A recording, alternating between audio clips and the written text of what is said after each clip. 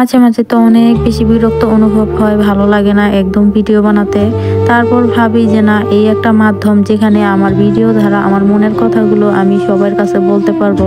হয়তোবা আমার ভিডিও দেখে বা আমার কথা শুনে অনেক আপুর ভালো লাগলো বা তাদের জীবনের সাথে মিলে গেল। সবসময় দেখবেন যারা আপনার অনেক বেশি কাছের, অনেক বেশি আপন, তারাই সবসময় আপনাকে অনেক বেশি কষ্ট দিয়ে কথা বলবে, আঘাত দিবে। দেখবেন তাদের সাথে আপনি তর্কেও কখনো জিততে পারবেন না, কারণ কথার পরিবর্তে কথা দিয়ে আঘাত করাটা আপনার দ্বারা সম্ভব হয়ে উঠবে না। তখন আপনার কষ্ট প্রকাশ করার একমাত্র মাধ্যম হবে চোখের পানি। তখন উল্টো পাশের মানুষটা ভাবতে শুরু করে সে যেটা বলতেছে সেটাই রাইট, সেটাই ঠিক। আসলে কিন্তু তা না। হয়তোবা আমি আপনি যেভাবে ভাবি সে হয়তোবা সেভাবে ভাবে না। সবার তো ভাবনা চিন্তা এক হয় না, বা সবার মন মানসিকতাও এক হয় না। যাই হোক, মহান আল্লাহ তাআলা সবার জন্য একটা নির্দিষ্ট সময় নির্ধারণ করে রাখছে।